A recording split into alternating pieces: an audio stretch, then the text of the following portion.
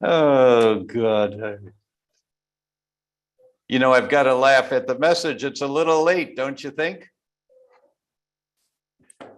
Okay. Oh, Julian. Hello, Julia. Yes, that is funny. Yes, that is. And Christina's here from Costa Rica. Hello, Christina. I'm waiting for Ann to give us the green light. So, and then we'll get started. Sorry, I was on mute. We're live, Dr. Tom. We are live. All right. Well, it is 4 o'clock Pacific. And where is my phone so I can get the times right? I don't know where my phone is. There's always some. Oh, here it is. It's right in front of me. That's what happens when you don't have the link. All right. It is 4 o'clock Pacific, 6 o'clock here in Costa Rica and Central Time, 7 o'clock on the East Coast, midnight in London, 1 a.m. in Milan, Warsaw, and most of Europe, 5:30 a.m. Wednesday morning in New Delhi, 10 a.m. Wednesday morning in Brisbane, 1 in the afternoon in Auckland, and it's Facebook Live. Hello, everyone. Nice to be with you. And today I'm going to be answering your questions. I'm going to start off with a topic, but then we'll flow with your questions. And the first topic I wanted to begin with is about wheat and wheat-related disorders. And the numbers just keep going up. Every autoimmune disease is going up 4 to 9% a year. Every one of them, every year. Well, no, that's not normal. That's not good at all. And that's just diagnosed autoimmune diseases. And those of you who've been following us for a while know that we're all on the spectrum for years before we start getting symptoms and we are finally diagnosed with an autoimmune disease. It's been going on for years already. And maybe we'll have a session on that, about that whole spectrum. But more and more people are getting sick. And I'm going to touch on one part of that here while we're waiting for your questions to come in. And I see people are saying hello. Thank you so much. And if you're out of the country, tell me where you are and what time it is. Karen's in Oak Hill, Florida. Good. Lilia's in Northeast USA. Margot's in Wilmington. Virginia's Corpus Christi. Pam's in Indiana. Rasa is in Delaware. Will we get a replay of this webinar? Well, if you're on Facebook, it's always there in Facebook. And will there be a replay available for Instagram and Zoom?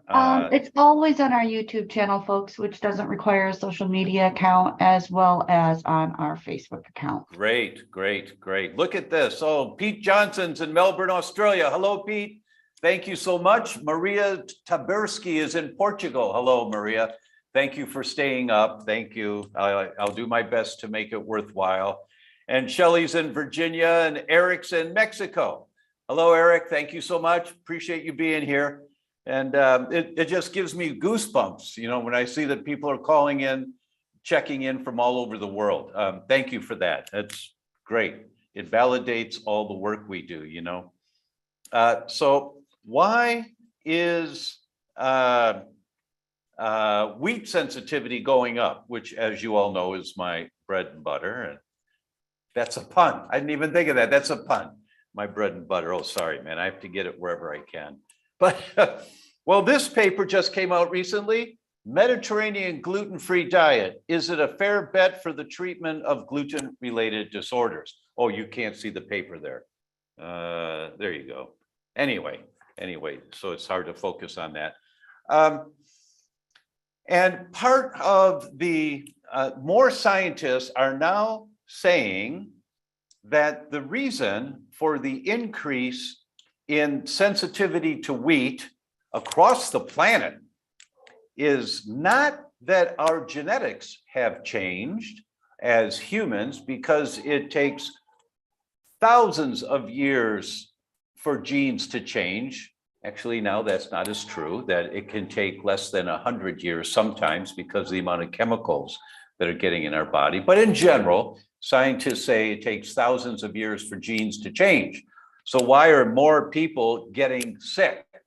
Well, it's not that their genes are changing, but rather the environment around their genes. We all know the magic number is somewhere around 23,000 genes that humans have. But the microbiome in our gut is over 3 million genes. 3 million.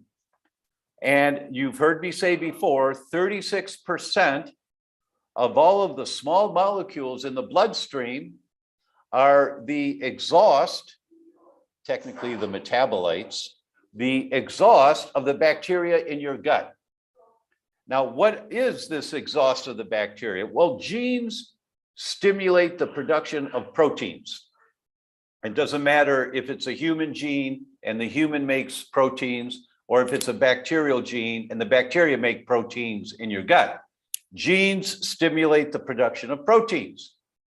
And 36% of all the small molecules in the bloodstream are the metabolites, the proteins of the bacteria in your gut. 36% of everything. Why? Well, you've heard me say before that the bacteria in our gut have their hands on the steering wheel, driving where our health goes. And the term for that is modulate, good Scrabble word. It just means I'm driving the car right now. And you turn the steering wheel just 5 degrees and 50 yards down the road, you're off the road. And when you have too many bad guys in your gut, more bad guys than good guys, or just too many bad guys, and the exhaust of those bad guys overwhelms the protein messaging of the exhaust of the good guys, the exhaust of the bad guys overwhelms and turns on genes of inflammation, where? In your brain, in your heart, in your lungs, in your liver. It just depends on where your weak link is in your chain as to where this is going to manifest. I hope that makes sense. Let me know. Would you just say thumbs up or something? Oh, I can't see thumbs up because I don't know how to get on here on my phone. Marzi's giving Gio a bath, so I can't get to Facebook right now. You know, I'm such a dunce on this stuff. When Marzi comes in, she'll see it. So does this make sense? Oh, Zinab says, yes, thank you. And Valerie, thumbs up. Thank you, guys. Thank you. So that's why if there's only one thing you're going to do to be healthier, always, if there's only one thing, it's build a healthy, diverse microbiome. Eat your fermented vegetables every day, eat the root vegetable, all the things that we talk about, because you get more bang for your buck. And if you're going to focus on changing something to get better health, you change the ratio of good guys and bad guys in your gut, because it has way more genes in the bacteria of the gut than the human genetic pool. And it sends way more messages steering the car than anything else that you could do. And there's lots of good things you could do. You know, you could do IVs, nutrition, get injected. You can do a lot of different things but the most powerful, the most all-encompassing thing you can do is build a healthy, diverse microbiome. So why am I telling you all that? Because wheat sensitivity is going up dramatically. More and more people find that they're sensitive and they think it's gluten. It may be gluten, or it could be other components of wheat. That's why, to be accurate, I talk about wheat-related disorders, not just gluten disorders. So yeah, it's likely gluten sensitivity, but it could be amylase trypsin sensitivity. It could be FODMAP sensitivity. These are all different components in wheat. And if you say gluten, then some jerk will say, well, the gluten tests are negative, so you're wrong. No, you have to check amylase trypsin inhibitors. You have to check wheat germ agglutinins. You have to check the gluteomorphins to see what is your immune system fighting. That's why the test that we all should do is called the wheat zoomer. And we'll put the link here for you to the wheat zoomer. Why? Because that test zooms in on the problem. It's the most accurate test available just to see, is my immune system fighting wheat right now? That's what you want to look for. Is my immune system fighting wheat? So let me take a look here. I highlighted a couple of articles. Oh, yeah, this article that came out is entitled Mediterranean Gluten-Free Diet. Is it a fair bet for the treatment of gluten-related disorders? And these authors are in Italy, a number of authors here, but they're all in Italy. Oh, one's in Chile. So they're collaborating. And what they say is, yeah, in general, a Mediterranean diet's always a smarter move because you're getting more fruits and vegetables, you're getting more polyphenols, vitamins, nutrients, the good guys, the colors of the rainbow. Mediterranean diet guides you that way more often. So in general, this is just their editorial piece that says, yeah, Mediterranean diet is better for you. Oh, I know why it's all blurry here. Let me get rid of that blurriness if I can. Can I get rid of the blurriness? Let me see here. Yeah, there we go. Okay, so the blurriness is gone now, and now you should be able to see the title of the paper. Yeah, okay. So that's the paper. So in general, the Mediterranean diet's better for you. In general, we tweak it and we call it the rainbow diet as opposed to the Mediterranean. I'm going to show you why. But there's another concept that you have to include here about Mediterranean diet and how good it is for you. So this is an article in the Journal of the American Medical Association that came out, and by Philip Landrigan, and he talks about pesticides and human reproduction. And the first sentence says it all. And I never thought about it this way, but it really says it all. Pesticides are potent molecules specifically designed to kill living organisms. I mean, who can argue with that? Pesticides are specifically designed to kill living organisms, okay? So what happens when you eat conventional food versus organic food that doesn't have pesticides on it, and the conventional food does? What happens? Well, let's talk about that. I've talked about this study before in the Journal of the American Medical Association, where they looked at people who went to assisted fertility centers. Here's the paper for the title of this article, and I'm not sure if it's backwards for you or not in my holding it, but I'll just hold it here for a minute so you guys can see the title. And they looked at couples going to assisted fertility centers, and the editors of the journal said, this is an elegant study with sophisticated biomarkers to prove their point. And the editors of the Journal of the American Medical Association don't say that very often at all about any studies, but they did for this one. And why do they do it? Because they ruled out obesity for couples that went to assisted fertility centers. They ruled out cigarette smoking. They ruled out exercise. And they narrowed it down to one factor to look at, just this one fact. All those other things are important, but they were able to not have them contaminate the topic of eating conventional fruits and vegetables or organic fruits and vegetables. So low pesticide to no pesticide or high pesticide fruits and vegetables. And what did they find? And they divided the women in fourths of how many servings of fruits and vegetables they were eating. The lowest, the next, the third, and the highest. And they compared the lowest amount eating fruits and vegetables and the highest amount eating fruits and vegetables, okay?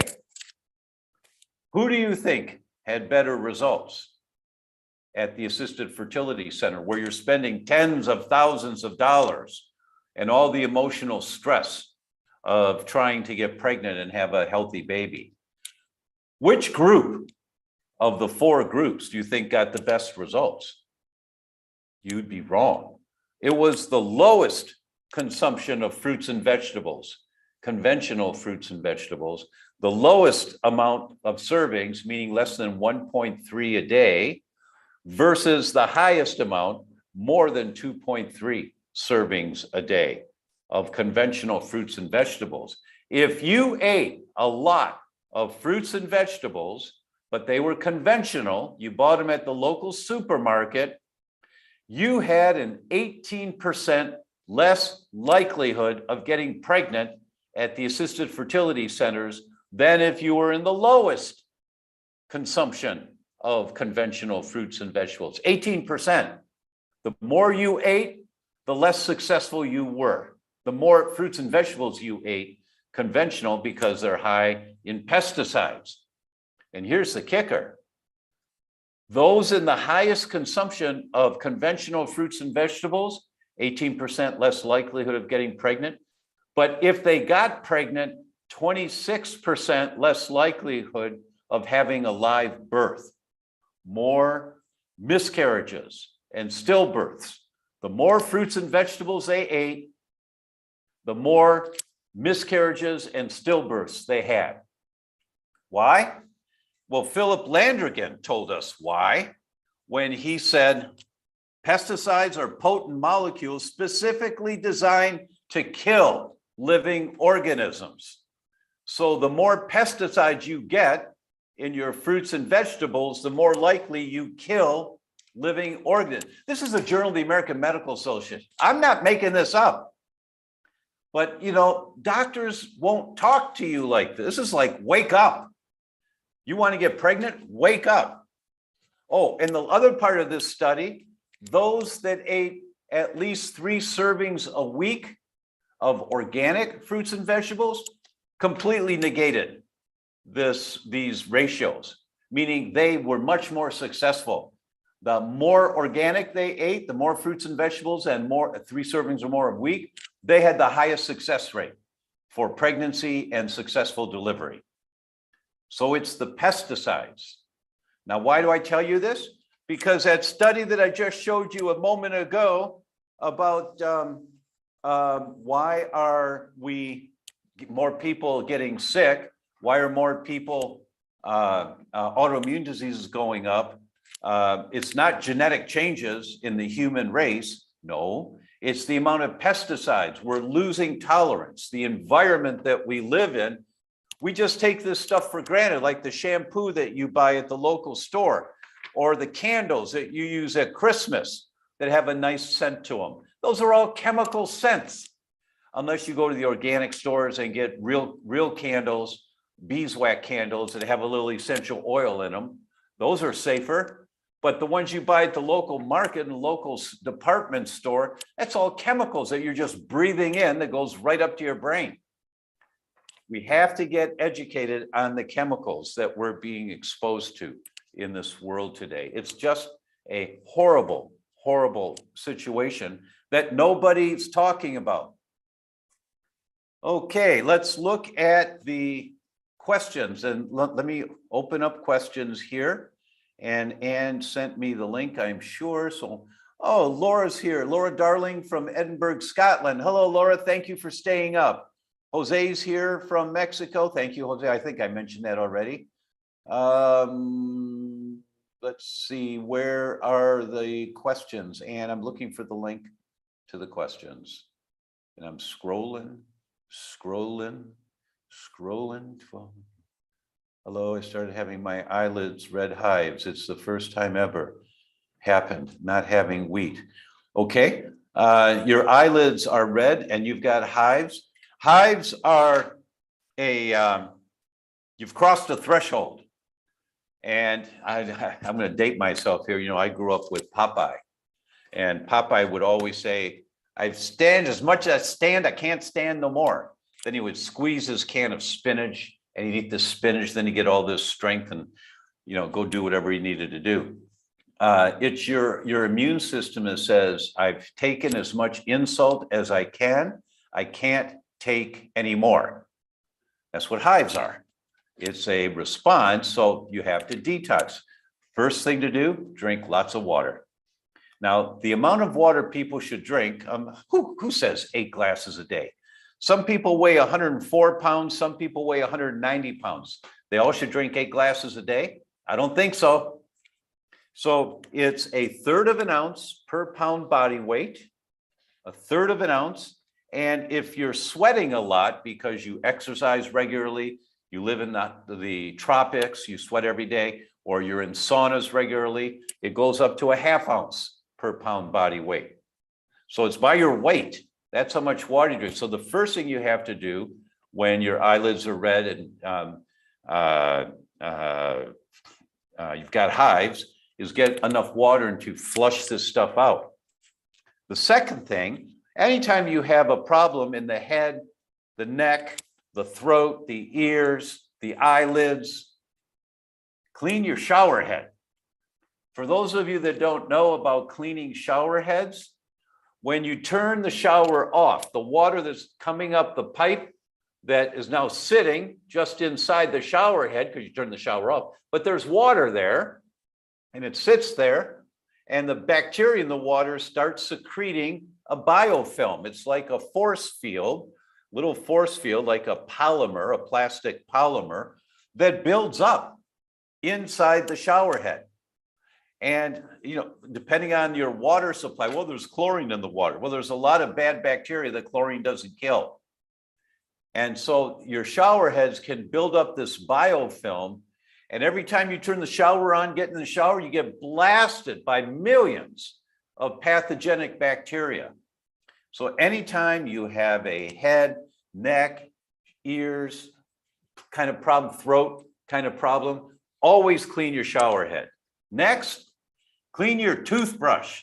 I'm going to do a video pretty soon. I was talking to Ann today about this. I have to do a toothbrush.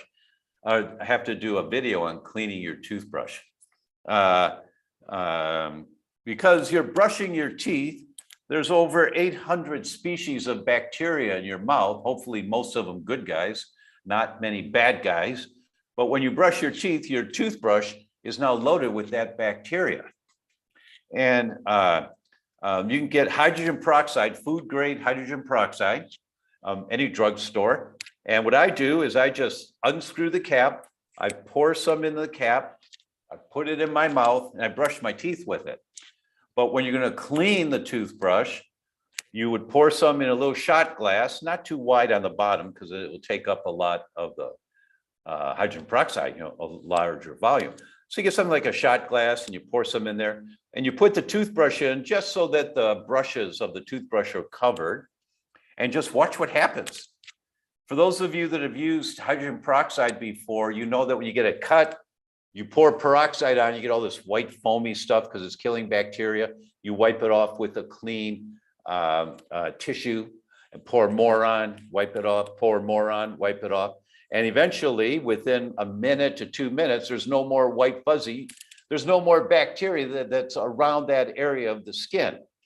And so and you're done at that moment for that wound. Then you treat it with an antibacterial like biocidin. We'll give you the link to biocidin. Everyone needs to have biocidin in their medicine cabinet, and all 4 forms of it. But you put the liquid on there, just a couple drops of the liquid, then put a Band-Aid on it. And it's just incredible how quickly it heals. But you see all that white fuzzy when you put peroxide on there. When you put peroxide in a shot glass and you put your toothbrush in there, it's like Mount Vesuvius, that all this bubbling goes up because there's so much bacteria that you've been re-inoculating in your mouth every night when you brush your teeth that have accumulated on the toothbrush. So clean your toothbrushes. So that's just a few things to do for your red eyes or your red eyelids and your hives. Much more is necessary. You have to find out where have you crossed the threshold, but that's a couple of things that will help. And let me look for the link for the questions. There's the Wheat Zoomer link. There's the questions. Okay, here we go. Let's get started here. First one's from Karen on Zoom. Good evening. Thanks for taking your time to do this session. My husband and I went gluten and dairy free 5.5 years ago, never cheat. I resolved my rheumatoid arthritis after 17 years on 25 prescription drugs, and in 4 months of going gluten-free, weaned off all 25 drugs. High five to you, girl. Way to go. That was the last time I saw my rheumatologist. We take the gluten sensitivity support packs, vitamin D3, K2, magnesium, zinc, and your colostrum powder. Are we missing anything? Yes. I've had scalp eczema after 1 year gluten-free and cannot get rid of it. I also started with mouth soreness, sometimes really bad, the last 10 months, and MDs have tried every antifungal and antiviral without success. They're stumped, thinking we are missing something in our diet. Thanks. Well, that's really great. Congratulations on all the great things that you've done, and that you're off all 25 meds after 17 years. That's really fabulous. That's what we live for, is to hear things like that. That's really great. Tell the world. Okay, so what are you missing? I don't know what you're missing, but you're missing something. And so they shotgun in antifungals. Did they identify a fungal infection? Did they identify a viral infection? You would want to, the first thing I would do would be the gut zoomer, and Ann will put the link in here for that test for the gut zoomer. I would check that because that's, you swallow about 1 liter a day of saliva. And so the microbiome in your mouth, whatever the bacteria is in your mouth and viruses that are growing there, and we all have lots of bacteria in our mouth, 800 species, over 800 species, but you're just inoculating down into your gut. And that could be with the gal that had hives also. It could be something in the oral cavity. You have to find out. You have to find out what is your immune system fighting. And there's a couple of tests that can do that. One is the gut zoomer will identify the microbiome in your gut, but then you also can identify what is my immune system fighting. And you can do, there's an environmental toxin zoomer. There's a mold and fungal zoomer. And the lab lets you put these into packages, like you can order 3 or 4 or 6 or 8, as many as you want. And they give you discounts with the more that you order. And it's a single blood draw. Sometimes you need 2 tubes, depending on how many different tests you're doing. But you're on the right track. But when you said, are we missing anything? Yeah, there's one thing that not specific to whatever your immune system is fighting, but another concept, another category here. And that is adaptogenic herbs.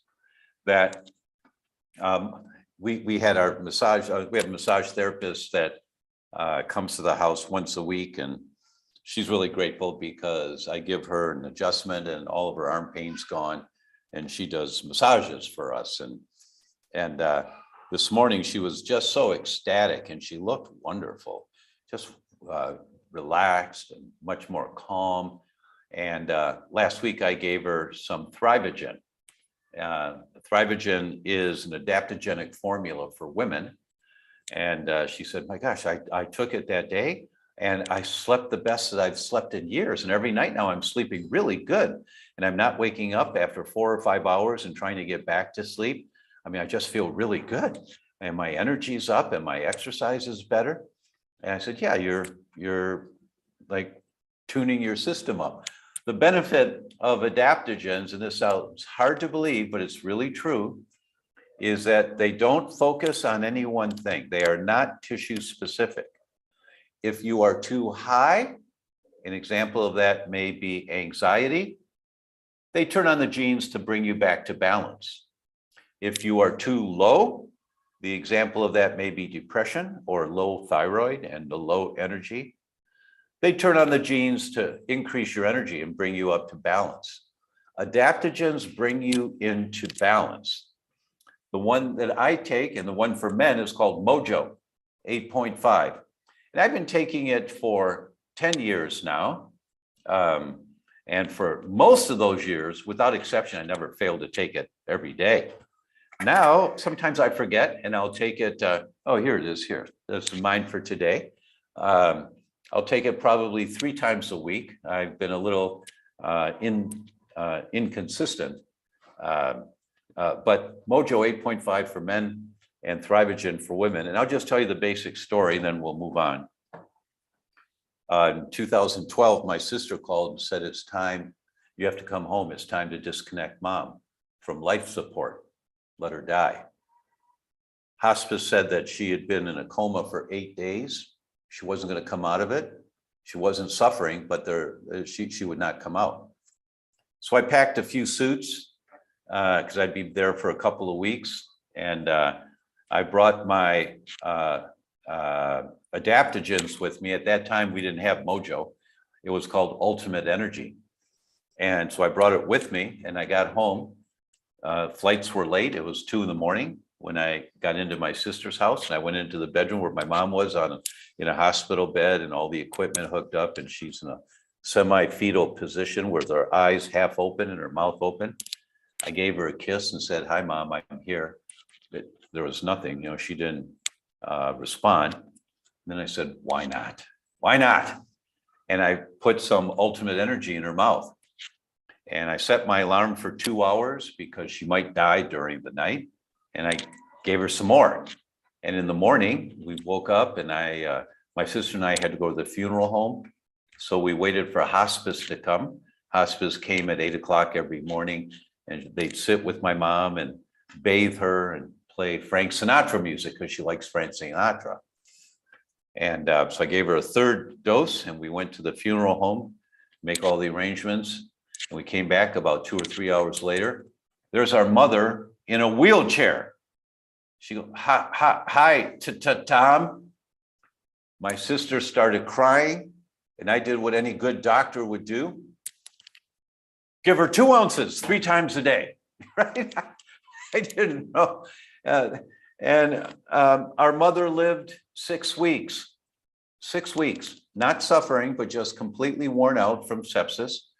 And she was wheeled to the kitchen table for every meal, smiling at times, And so I went back to Encinitas, where I lived at the time, and I found the formulator of this ultimate energy, which I just started taking and thought was pretty good. And I saw him, I said, "Hey, Dan." He said, "Hey, Doc." And I said, "Dan, I'm in." He said, In for what?" And I told him what happened to my mother, and his jaw dropped. And I knew exactly what had happened. It had turned on the genes to help her brain function better and calm down the genes of inflammation. And she woke up. Within a few hours, she woke up. That was unbelievable. And we've had so many testimonials over the years like that. I'm not exaggerating. And so Ultimate Energy is our base product. And then within a year or two after that, we added a couple more ingredients to Ultimate Energy and made Mojo 8.5. And then after that, we added a couple of ingredients to Ultimate Energy and made Thrivogen for women. And I was telling the massage therapist this morning that, I did a study of 14 perimenopausal women from 45 to 50, somewhere around that were having some symptoms as they were going through a change. And I gave them all Thrivogen, and every single one of them said, "Oh my God, I feel so much better." 2 women that had night sweats so bad they were changing the sheets at night, they stopped within a month sweating. That's Thrivogen. So Ultimate Energy is the basic product. Mojo 8.5 for men, Thrivogen for women. And that's what you're missing, Karen, in terms of a nice balanced program. So what you're taking with your husband, that supplement regime is really great.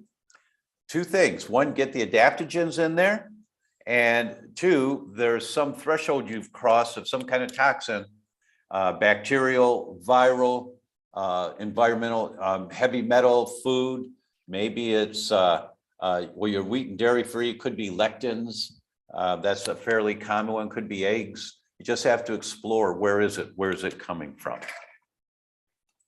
Yeah, that was one question. All right, Carol's on Zoom. I've been gluten-free for 11 years, and within the last 3 years, I've had lots of belching and gas pains. I can't tolerate some of the foods that I used to eat. What do I need to do? The gut zoomer. And this paper, which came out last year, effective degradation of gluten and its fragments by gluten-specific peptidases, enzymes. Everyone that's gluten-free needs to be taking one of 2 enzymes. Then I'll just give you one study on the contamination issue, then I'll talk about the enzymes. The contamination issue for Columbia University, their celiac center, very famous, world famous celiac research center at Columbia. They had 804 people that they gave testing equipment to, called the NEMA testing equipment. And in a couple of weeks, we're going to have a guest on and talk about NEMA. But they gave NEMA equipment to 804 people, told them to go out into gluten-free restaurants and order off of gluten-free menus 7 things. So 7 people or 7 items for 804 people is 5,624 different items on a gluten-free menu. Do you think that's a good number? Is that a number you can count on? The answer is yes, yes. And they sat down at the table, they ordered 7 things off the menu. The waiter or waitress walked away. They opened their briefcase, took out the testing equipment, and put the 7 cartridges there on the table. The food comes and they put it in the cartridge, they test it. Is it gluten-free or not? 32% of everything on a gluten-free menu is not gluten-free. 32%, that's 1/3 of everything on a gluten-free menu is not gluten-free. 53.1% of gluten-free pasta is not gluten-free. 51% of gluten-free pizza is not gluten-free. So you go to a restaurant, a gluten-free restaurant, you say, oh, great, I can have some pasta. And you order the pasta and it feels great. And then you wonder why, you're doing that regularly. And you're wondering why a couple of years later, you're starting to get all these symptoms and this bloating and you're still getting exposure. You have to take the enzymes. It's unfortunate, but anytime there's a risk of contamination, anytime you're even lentils. Tricia Thompson is a wonderful researcher. She publishes great information. And they looked at bags of lentils. They bought, I think it was 4, I'm not sure how many, but at least 4 different company bags of lentils. And they took one at a time, the bag, they dumped it out on a baking tray and flattened it out, looking at all the lentils, and they picked out the wheat kernels. And there were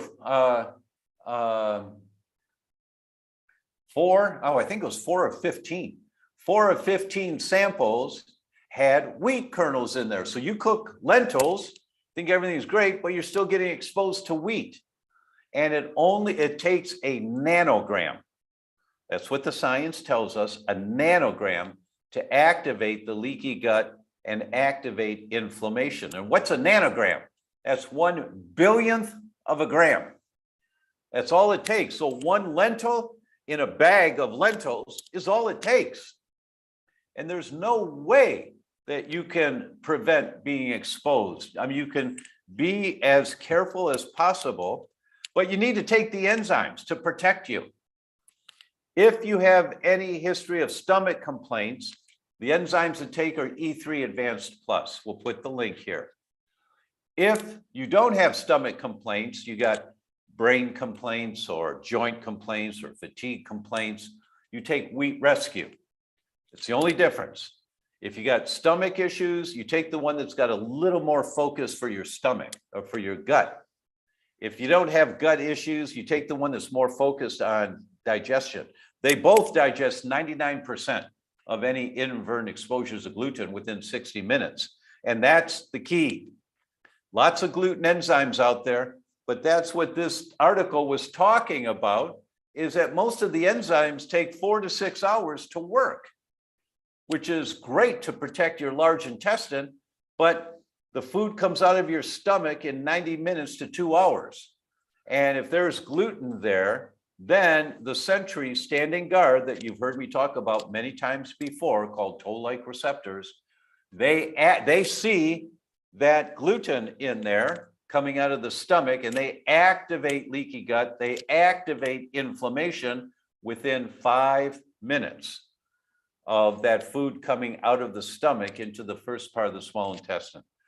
So everyone that's gluten-free, you need to take the enzymes. Give it a trial for 3 months and just notice if you're not feeling better overall. You're feeling great or better before, but now, wow, I've gone to the next level. So give it a try. I think you'll be really happy. And Ann will put the links in here for you. Okay, that was a couple of Zoom questions. Here comes one from Alvo on Instagram. Why must we take a test to see if we are intolerant to gluten? Wouldn't eliminating it for said period of time be as beneficial? I've also heard you say that no one should consume gluten, so why test? No, I never say no one should consume gluten. I won't say that. I'll say that anyone that has a health problem or a concern of any type, you need to do a good test to confirm if your immune system's fighting weak. And I think we've had 3 people, maybe 4 over the years, that test negative with the wheat Zoomer, and they have an adequate functioning immune system, but they don't have a problem with wheat. 3 or 4 people out of hundreds and hundreds and hundreds of people, that almost everyone has crossed the line of tolerance, but you just need test to confirm that. If not, I sound like a nutcase, say everybody needs to give up wheat. Well, it's the most common food on the planet, literally. In the Western world, it's the most common food. We eat it 2-3 times a day, every day. And you just need to test to see if you have crossed the line of tolerance. Also on Instagram, if someone with an autoimmune condition consumes wheat, how soon does it take for the symptoms to reappear? And how long do they remain? What test do you recommend for checking wheat sensitivity? Yeah, the test is the wheat Zoomer. And when you're exposed to something, and so you got tested, you have elevated thyroid antibodies for Hashimoto's autoimmune thyroid disease. You go gluten-free, dairy-free, you follow your doctor's recommendations, you're feeling better within a month to 2 months, you recheck, your antibodies are coming down, finally they're in the normal range. Great. Now you get exposed to something and your immune system gets activated immediately, and it only takes a billionth of a gram. When that happens, when your immune system gets activated, now the weak link in your chain, in this example, your thyroid, starts producing the antibodies immediately. And if you check within 3 days, 4 days, a week, your thyroid antibodies are back up again. You won't feel it until the thyroid antibodies, the elevated thyroid antibodies, have put so much into so much inflammation. Now you start getting the dysfunction again. It takes a little while. Sometimes not much at all, but sometimes it could take a couple of weeks before you start feeling it. But it's the antibodies, the elevated antibodies. That's the kicker. That's the one, because that's killing off tissue, killing off tissue, killing off tissue. And that's what you want to focus on. Do we need to have eaten wheat before taking the wheat Zoomer? Shannon asked. No, absolutely not. Because so very few people will come back negative, even when you've been gluten-free for a long time. Why? Because of contamination issues, and you're not on the enzymes. So you want to check first to see, has what I've been doing worked? Is my immune system calmed down and I'm not fighting wheat? I don't have elevated antibodies anymore. That's what you want to check, Shannon. And then you give yourself a high five. Well, if my immune system is not fighting wheat, can I eat wheat? Now, then the answer is, well, go ahead and eat wheat and see how you feel. But more importantly, wait a couple of weeks and then do the test. And then you'll see the antibodies like this. An anonymous says, I have rheumatoid arthritis. I've been tested and know I have gluten sensitivity. How do I know if the pain, flares in my hands, etc., is from the disease itself, or if hidden gluten in something I ate is causing the flare and pain? Oh, you do the wheat Zoomer. If you have elevated antibodies, that's what triggers the inflammation. You may have other triggers of that inflammation also. Bacterial infections are very common with rheumatoid, very, very common. Dairy sensitivity is very common also. Anna asks, I stopped gluten 7 years ago after watching Betrayal series, thank you, and fibromyalgia pain, weight, sleep problems all went away within weeks. Way to go. Over the last 2 years, symptoms have been starting to return, not bad yet, but worried due to past history. I also stopped dairy and eggs almost a year ago, but still having some return of belly fat, balance issues, along with a bout with hives and then burning mouth. Feels like autoimmune again, but not sure how to proceed. By the way, I also eat almost exclusively organic. Great. Do the gut Zoomer. And this is important because you don't want to wait until you're crippled and now you have the return of the diagnosis. Do the tests now. Do the gut Zoomer, dairy Zoomer, egg Zoomer, wheat Zoomer, and find out what the status is of your gut. It's going to be out of balance, I can guarantee you. And you need to focus on that. But more important, there's something else. Could be environmental. What I said at the beginning about clean your shower heads and clean your toothbrush. Is there mold in your house? You have to find out where's the inflammation coming from that's causing the problems. Oh, there's just a little mold on the cracks, in the shower, the grouting. Is the grouting white up on the top part of the shower? Yeah. Is the grouting dark in the lower part of the shower? Yeah. That's mold. Clean the mold, get it out of there, and test your house. Also get house plants in your house. Could be air pollution in your area is bad, and that's where the inflammatory triggers are coming from. You have to investigate where the inflammatory triggers coming from. Jane says, some say it's best not to eat bananas as they raise blood sugar too quickly, but on the other hand, I understand they are good for gut health. What do you say, Dr. Tom? I used to say this a lot. Nobody wants to go bananas in life, but it's just because of a sensitivity, a blood sugar sensitivity. The technology has improved so much. Now it's a no-brainer. You get the patch on your arm and it coordinates, and you take your phone, the app on the phone, just put it right there, and that's your blood sugar. You see your blood sugar immediately. And so you take your blood sugar level, you look, okay, my blood sugar is 84. You eat your breakfast, whatever it is, 15 minutes later, okay, my blood sugar is 96. Well, that's not bad, okay. An hour later, whoa, my blood sugar is 180. Wow, what was it I ate? Wow. That's how you find out where your problem is with blood sugar, is you get the app and you get the patches. They're very easy now, inexpensive. You don't need a doctor's prescription to get them anymore, so that you can find out how is your body handling the food that you're eating.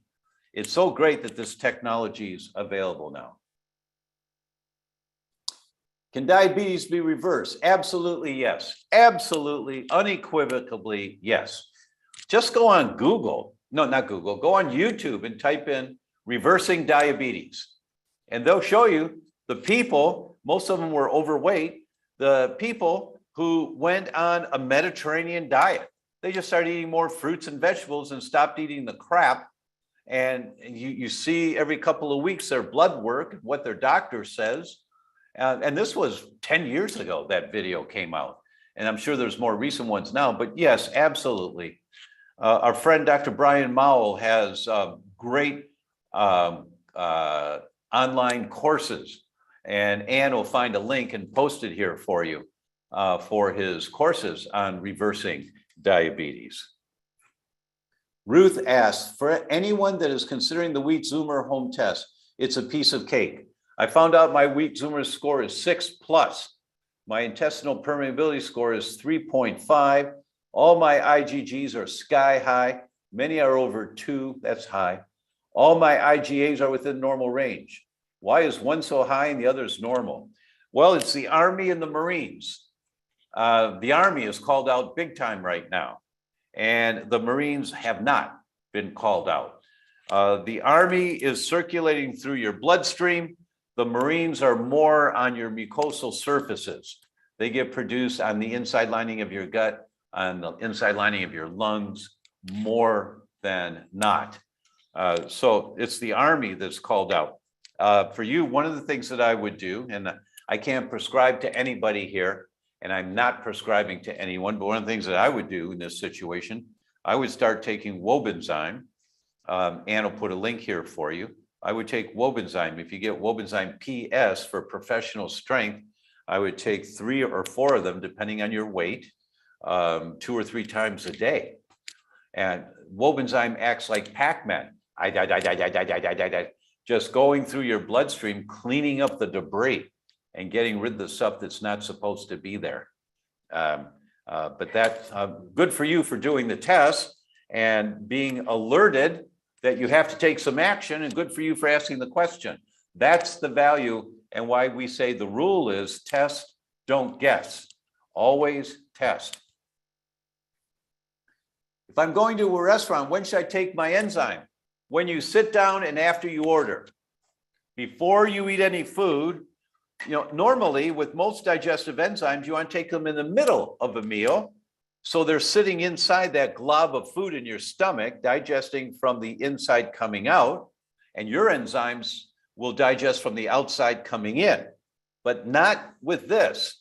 With this, you take it before you start eating, just before, so that nothing gets through the stomach into the first part of the small intestine, activating the sentries standing guard. And that's a video I can do. One of the 1-minute videos would be how to take the enzymes. I'm just remembering, I'm making a note of these things in my mind. Carol says, I've been gluten-free for 11 years, and within the last 3 years, I've had lots of belching guests. Oh, I thought I did that one already. No, in any event, yeah, it's there twice. All right, we've already answered that. And the diabetes one reversing is there twice. Some of these are here twice. Okay. Colin is on Facebook. I've been gluten, wheat, dairy, and sugar-free for the past 2 years. I have green vegetables, root vegetables, sweet red potatoes, salmon and chicken, fruit smoothies. I've recently had sharp colic pains at the transverse and descending colon, especially when waking in the morning, but not sure why. That's a good one, Colin. Bowel movement's good. Bowel movement's excellent, not good. Bowel movement's excellent. Okay. First thing, then next, gut zoomer. What's the environment like there in your gut? Next, are you exercising? Are you walking daily? I think this is Colin in Scotland, if I'm right, but an elder fella. But if not, whoever you are, you know, a study came out in JAMA recently, Journal of the American Medical Association, and they said the magic number is 9,876 steps per day. If you take 9,876 steps per day, your risk of getting dementia goes way, way down, dramatically dropping. So that's 10,000 steps a day. And it just reinforces the importance of if you don't use it, you lose it. So in terms of muscle tone, are you walking regularly? Get a little pedometer. You know, the wristwatch ones are inexpensive, and just walk. Don't run, don't pound the pavement, don't, you know, just walk and work up to 10,000 steps a day. That will certainly help. But transverse, why in the, now that's an interesting, why in the transverse and descending colon? You might have some kind of a bug, Colin. That's where the gut zoomer would come in to identify. Kim's on Facebook. Does the UV light on the Sonicare adequately sterilize a toothbrush? I don't know. I had a conversation with Ann today about that because she uses a UV blue light type of thing for their toothbrushes. Automatically does it. I say, well, Ann, just try the peroxide. Just put the brush in the peroxide and see what happens. You know, I'm sure what you're doing is working really well. I've just never used that, and I don't know if it's thorough enough. So get a bottle of peroxide. You should have it in your medicine cabinet anyway. Pour some in a shot glass or a little glass and put a toothbrush in there. If it starts bubbling and fuzzing, you're killing pathogenic bacteria. So the sonogram may not be enough, and use both.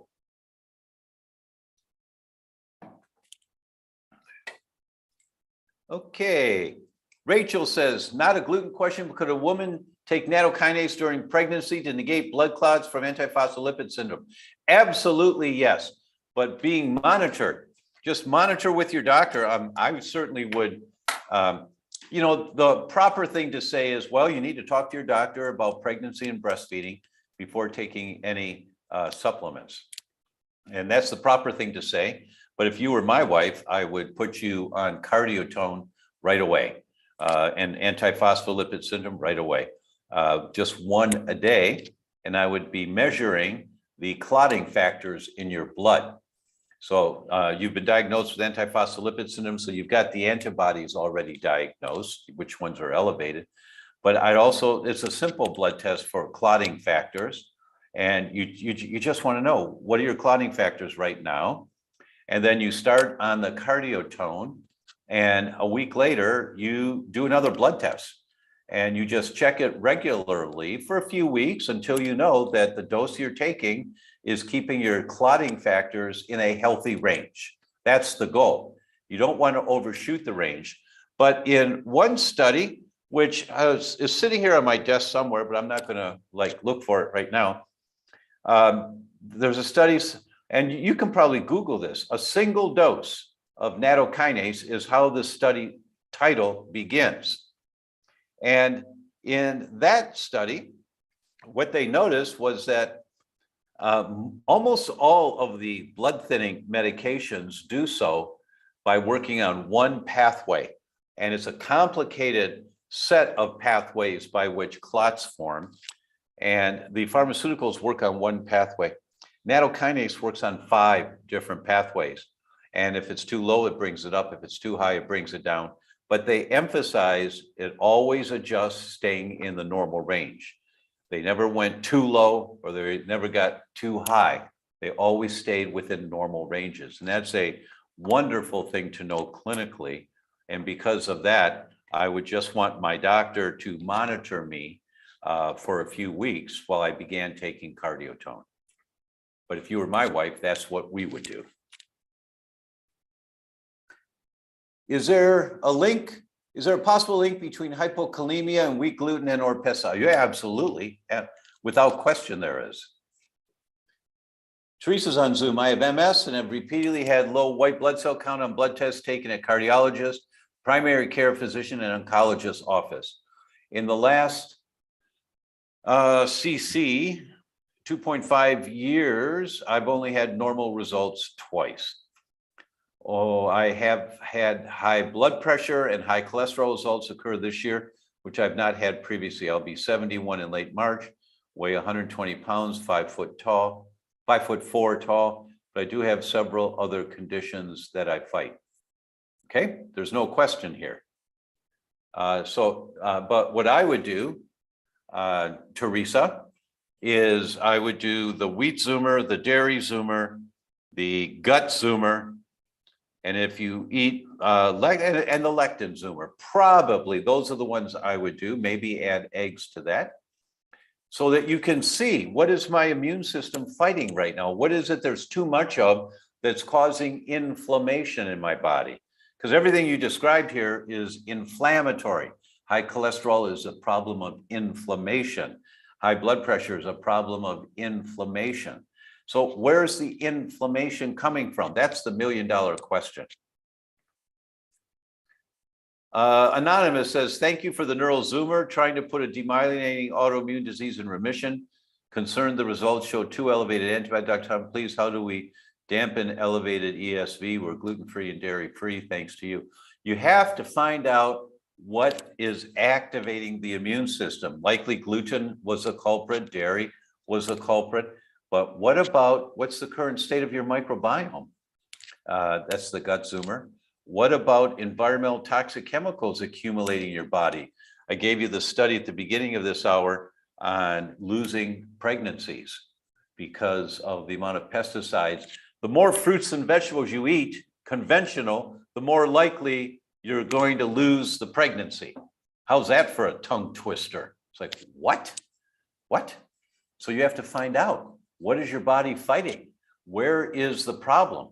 Then you've got, you can develop a plan of action, but until you know what you're fighting, you don't know how to fight. One more question. Janice on Zoom. Dr. Tom, I'm a nurse practitioner disabled from SIRS, living in my garage times 2 years to avoid mold in my home. I've anti-gluten antibodies, that's from wheat, have been on your gluten support program for about a year, eating gluten-free for 8 years. The progress has been slow but steady. But I have asthma and have just been discharged from a hospital where I was treated for 5 days for flu A and bacterial pneumonia, asthma, exasperation, urinary tract infection with sepsis with strep pneumoniae. I was treated with IV of Rocephin, IV azithromycin, and prednisone. I fear I've lost all the progress I've made. I have severe left upper quadrant cramping about 20 minutes after eating anything gluten-free. This is after taking E3 prior to eating. So I'm down to just colostrum and bone broth. I did not have access to my gluten support program in the hospital. I'm very underweight, exhausted, wired and tired from the prednisone 21-day taper. Should I increase colostrum? Is this a good time to do wheat zoomer? Thank you for these educational sessions. Well, Janice, first thing, you're already gluten-free and you're not going to change. So there's no need to do the wheat zoomer, even if it comes back positive right now. but because of the meds you were on and prednisone, that would inhibit an accurate response. You have to wait at least 2 weeks after you're off steroids before you start to check antibody levels again. I'm sorry that you've been suffering so much and being in the garage. You better have an air filtration system in your garage. And also, I'd have a lot of plants in there just all the time, you know, just as many plants as you can fit in there. And obviously, you for some reason, you can't move out. You have no other place to go to. So good for you for trying to take care of yourself that way. But you were missing something, probably a few things. And that's why you got sick, is that the insult. And with the asthma and the strep and developed into sepsis, my guess is living in the garage of a moldy house is not working. That's my guess. The only way to know is test the garage. Test the garage, you know, have a mold remediator come out and do a test. They have to do 2 tests. They do one in your house and they do one in your garage and see if you can live in this place or not. That would be a first step, because certainly you're being exposed to something. Very sorry you're suffering so much on that. Mary says, would adaptogens help with postmenopausal women with low estradiol? Of course. If it's low, it brings you up. If it's high, it brings you down. That's what adaptogens do. I hear bioidentical hormones are important for brain health. I just want to be proactive but have no symptoms of low estrogen. Would hormones be better than adaptogens? No. I would do adaptogens for 2 months. I would do Thrivogen for 2 months, and then do your hormone tests again and see what's happening. If you find that they've gone up, maybe halfway back to normal, you're on the right track and you're rebuilding your system to take care of what you need. That's the way that I would do it. Pamela asks, is sourdough bread okay to eat? No, it's not. It's still wheat. You can't have any wheat. If you've crossed the line of tolerance and you have elevated antibodies to wheat, you can't be a little pregnant. You can't eat a little wheat. You can't eat ancient wheat. You know, and I've got all the science on all of this. Just don't have time to show you all the science. But stop throwing poison in your body. What's the matter with you? Well, I like the taste of sourdough. We'll put that on your tombstone. Marzi has been trying to make a gluten-free sourdough. No success yet. She makes gluten-free cakes that are to die for. Everyone loves her cakes. They're just delicious. 3 or 4 layers with raspberry, cooked down raspberries or blueberries in each layer. She puts rum in one layer with coconut cream. It's like, oof, oof. It's all gluten-free. You know, it's just the most delicious food. Okay, I've gone over. I'm so sorry to have gone over, but this is fun. Thank you all so much. I see there's still a bunch of questions, which we'll start off with next week. And thank you all. We have our gluten-free course. It's just launched. So Ann's going to put a link in here for you. It's a 30-day course with me and with Jenny Fink. Jenny Fink, who wrote the book, Dear Gluten, It's You, Not Me. And you know, it's excellent. You want to know how to do this right? We go through all of this in there. So Ann will put the link in here for you, and we'll see you next week. Thank you very much, everyone. Love to you all. Good night.